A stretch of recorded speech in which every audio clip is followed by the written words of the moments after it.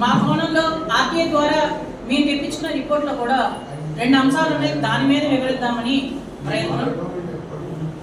Polavaram project జాతీయ project, జాతీయ కుంభకోణం. జాతీయ కుంభకోణం ఎందులోనంటే పనిలోని, అందులో ఆర్థిక లావాదేవీలోని, R&R అమలులో కూడా జరిగింది. భారతదేశంలో మొట్టమొదటిసారిగా ఏ రాష్ట్రంలో కూడా జరగని, కని విని ఎరగని EMI కాంట్రాక్ట్లకి, రాజకీయ పార్టీలకి జీవన వృద్ధి కల్పించిన ప్రాజెక్ట్ ఏమైనా ఉంది అంటే అది కేవలం పోలవరం ప్రాజెక్టే. 2005లో కాంగ్రెస్ అధికారంలో ఉన్నప్పుడు శ్రీకారం చుట్టిన ఈ ప్రాజెక్ట్ అప్పుడు 8,000 నుంచి 10,151 కోట్ల అంచనాలతో ప్రారంభమైన ఈ ప్రాజెక్ట్ అక్షయ పాత్రగా ఆంధ్ర రాష్ట్రాన్ని అన్నపూర్ణ రాష్ట్రంగా మార్చాలి, రైతులకు భరోసా ఇచ్చి వెనుదల ఉండాలనే ఉద్దేశంతో ఏర్పాటు చేసి ఈ ప్రాజెక్టుకి శ్రీకారం చుట్టడం అనేది జరిగింది. కానీ దాని అంచనంచలుగా ఎదిగి 22 సంవత్సరాలకి ఈరోజు 62 కోట్లకు వచ్చి నిలబడింది. ఇందులో 62,000 కోట్ల ప్రాజెక్టుకి అంచనా ఇంతవరకు 6 రెట్లు పెరగడానికి కారణం కానీ ఇది కానీ అంశం పక్కన పెడితే ఈ ప్రాజెక్ట్ లో అవకతవకలు జరిగినాయని చెప్పారు. 1 day 1 payment, నో అకౌంటబిలిటీ. అంటే ఒక రోజే 3 కంపెనీలకి 40 కోట్ల రూపాయలు ఇచ్చారు. అది కూడా ఎప్పుడు 3/1/2025 అంటే సంవత్సరం పుట్టిన మొదటి వర్కింగ్ డే రోజునే 40 కోట్ల రూపాయలు 3 కంపెనీలకు ఇచ్చారు. కంపెనీల వివరాలు అయితే ఇప్పుడు టైం లేదు కాబట్టి దాన్ని పక్కన పెడదాం. వివరాలు అయితే నా దగ్గర ఉన్నాయి. అదే కంపెనీ, అందులో ఉన్న 3 కంపెనీలు, ఒక కంపెనీకి 26/20/25న మళ్ళీ 6,67,00,000 రూపాయలు వాళ్ళు మంజూరు చేయడము, బిల్లు ఇవ్వడము జరిగింది. దీని మీద కాదు రిపోర్ట్ అడిగితే ముందు 3కి ఇచ్చిన అమౌంటే చెప్పారు కానీ 20వ తారీఖున ఇచ్చిన అమౌంట్ చెప్పలేదు. చెప్పకపోవడానికి కారణం ఏంటి? అవకతవకలు జరిగాయనా? 2, కాగడిగిన రిపోర్టు ఏ అంశం మీద దేనిని ఉద్దేశించి ఈ 45 కోట్లు ఇచ్చారు, ఏ పని చేశారని ఇచ్చారు, ఏ పరిమాణంలో వీళ్ళు కంప్లీట్ చేశారని ఈ నిధులను వారికి ఇచ్చారన్న వివరణ అడిగితే దానికి వడ్డీ లేకుండా పని మొదలటకు ముందే ప్రభుత్వం కాంట్రాక్టర్లకి ఎందుకు ఫండ్స్ ఇచ్చింది? ప్రభుత్వం డబ్బులా లేకపోతే రాజకీయ వాళ్ళ సొంత డబ్బులు ఇచ్చారా? కాదు, ప్రభుత్వం అంటే ప్రజల డబ్బు.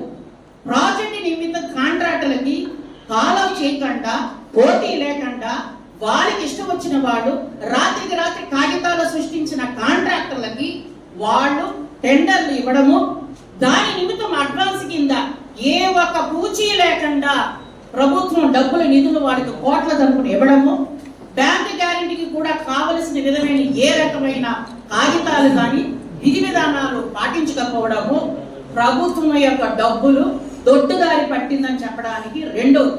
3, RRR అనేది 33 కోట్ల రూపాయలు, 33,000 కోట్ల రూపాయలు ముప్పు ప్రాంతానికి, అంటే ఆంధ్రప్రదేశ్, ఒరిస్సా, ఛత్తీస్గఢ్ మా గ్రామాలని 222 రెవెన్యూ గ్రామాలు, 373 ఆదివాసుల గూడాలు, అవి కాకుండా 106,000 నివాసితులకి పునర్నివాసము, వాళ్ళకి భూములు ఆ కుటుంబ సభ్యులకి అప్పచెప్పాలి.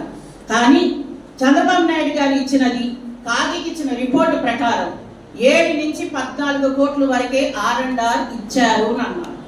మరి నిన్న ఆయన 27 మార్చి కల్లా అంకితం చేస్తానన్న నాయుడు గారు 11% నివాసులకి మీరు కేటాయించిన తర్వాత ఎలాగో మీరు ప్రాజెక్ట్ కంప్లీట్ చేయగలరు వచ్చే మార్చి కల్లా? మీరు ఆంధ్ర రాష్ట్రాన్ని అక్షయ పాత్ర కానీ అన్నపూర్ణ రాష్ట్రంగా మార్చాలని భరోసా ఇవ్వడం మానేసి వెనుదండం వంటి వెన్నుపోటు పొడుస్తూ ప్రజలకి, రైతులకి అన్యాయం కలిగిస్తున్నారు.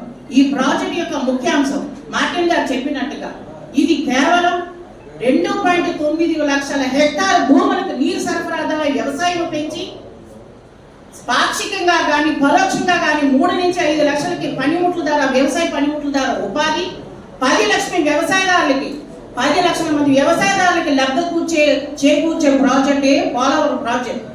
రెడ్డి గారు చెప్పినట్టుగా 980 మెగావాట్ దీని ద్వారా రావాలి. ఆయన చెప్పినట్టుగా ఆ ఎత్తున కడితే ఇది వైజాగ్ కానీ విజయవాడకి కానీ నీరు సరఫరా అవడమే కాకుండా 28.9 అంటే రమారమి 29 నుంచి 30 లక్షల మందికి మంచి నీరు సరఫరా చేయగల సామర్థ్యం. ఇవి అన్నీ ఒక ఎత్తు. నా ప్రశ్న ఒకటే, అవినీతి జరిగిందా, కుంభకోణం జరిగిందా పక్కన పెట్టి ఒక ప్రశ్న, third party quality inspection report లేకుండా బిల్లులు ఎలాగిచ్చారు? అది మాకు వర్తించదని అన్నావునంటే క్వాలిటీ ఇన్స్పెక్షన్ లేకుండా బ్రిడ్జ్ కడుతున్నారా? అందుకే నా కూలిపోతున్నాయి. ఇది అవతకలకి ఎవరికి వాళ్ళకి పేక మెడల్ లాగా పెయింట్లు వేసుకుని కల్పవృక్షం వలె దీన్ని పిండుకొని రాష్ట్ర ప్రభుత్వము దీనికి ఒత్తాస మాట్లాడుతున్నది కేంద్ర ప్రభుత్వం. ఎందుకంటే కేంద్ర ప్రభుత్వం ఇది జాతీయ ప్రాజెక్టుగా మనకి అంకితం చేస్తానని మాట ఇచ్చినప్పుడు ఆంధ్రప్రదేశ్ రాష్ట్ర పునర్వ్యవస్థీకరణలో సెక్షన్ 90 ప్రకారంగా వాళ్ళు మాట ఇచ్చారు. అందులో ఉన్నది 4 అంశాలు అడుగుతున్నా. మీరే పూర్తి బాధ్యత తీసుకుంటానన్నారు, నయా పైసా కూడా రాష్ట్రం పెట్టక్కర్లేదన్నారు. 1. 2, మీరే దాని టెక్నికల్ డిజైన్ కానీ దానికి కావలసిన పరిణామాలు కానీ ఎత్తులు కానీ ప్రతిదీ వాళ్ళే బాధ్యత వహిస్తా అన్నారు. 3, పర్యావరణ అండ్ అడవి శాఖ మంత్రి నుంచి అడవి నుంచి వాళ్ళకి కావాల్సిన పర్మిట్లు కూడా కేంద్ర ప్రభుత్వమే ఇప్పిస్తానని హామీ ఇచ్చింది. 4, ఆర్ఆర్ 2013 యొక్క నివేదిక ప్రకారం 1,06,000 కుటుంబానికి వారికి పునరావాసము వాళ్ళకి కావాల్సిన భూములు అది కల్పిస్తానని చెప్పారు. ఈ 4 వాళ్ళు చేస్తున్నప్పుడు రాష్ట్ర ప్రభుత్వానికి పని ఏంటి?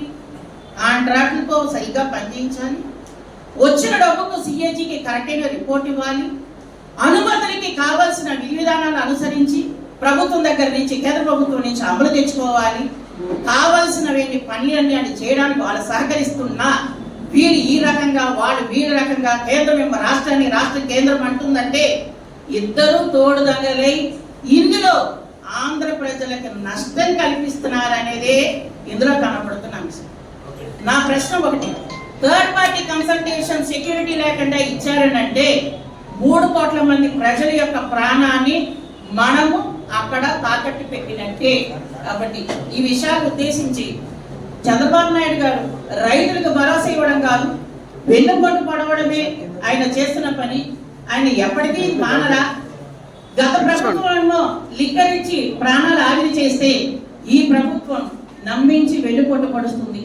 ప్రజలు విచక్షణతో ఆలోచించి ఏం చేస్తున్నాం, ఎలా చేయాలనేది 1కి 2 సార్లు ఆలోచించి వచ్చే ఎన్నికలో సరైన బుద్ధి చెప్పాలని కోరుకుంటూ